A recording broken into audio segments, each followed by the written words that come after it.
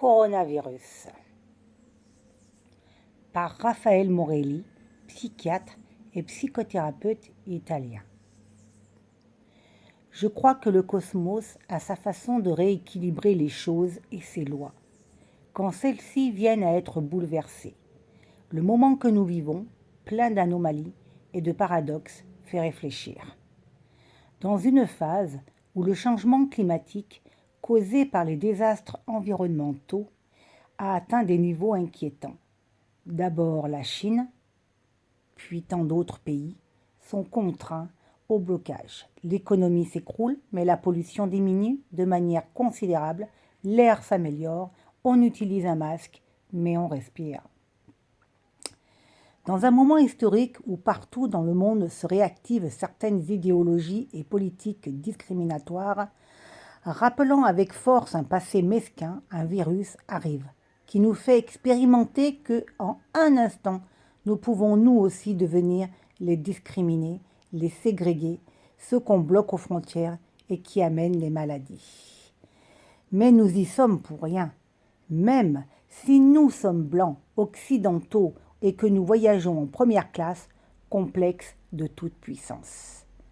Dans une société fondée sur la productivité et la consommation, dans laquelle nous courons tous 14 heures par jour après, on ne sait pas bien pourquoi, sans samedi ni dimanche, sans plus de pause dans le calendrier, tout à coup, le stop arrive.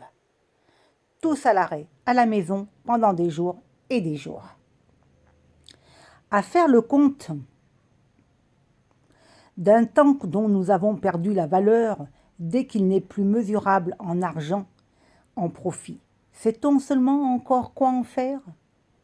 Dans une période où l'éducation de nos propres enfants, par la force des choses, est souvent déléguée à des figures et institutions diverses, le virus ferme les écoles et nous oblige à trouver des solutions alternatives, à réunir les mamans et les papas avec leurs propres enfants. Il nous oblige à refaire une famille. Dans une dimension où les relations, la communication, la sociabilité se jouent essentiellement dans ce non-espace du virtuel des réseaux sociaux, nous donnant l'illusion de la proximité, le virus nous enlève la proximité. Celle qui est bien réelle, personne ne doit se toucher, pas de baiser, pas d'embrassade, de la distance, dans le froid du non-contact. Depuis quand avons-nous pris pour acquis ces gestes et leur signification?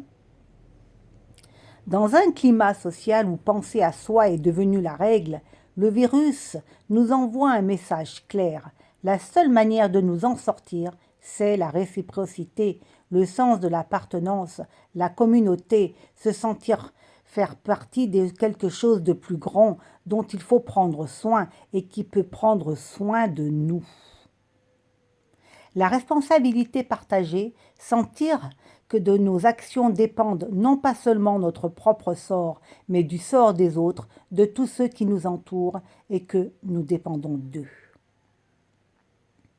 Alors, si nous arrêtons la chasse aux sorcières, de nous demander à qui la faute et pourquoi tout ça est arrivé, pour nous interroger plutôt sur ce que nous pouvons apprendre, je crois que nous avons tous beaucoup de matière à réflexion et à agir. Parce qu'avec le cosmos et ses lois, de manière évidente, nous avons une dette excessive. Il nous le rappelle au prix fort avec un virus. Je le redis. Coronavirus par Raffaele Morelli, psychiatre et psychothérapeute italien.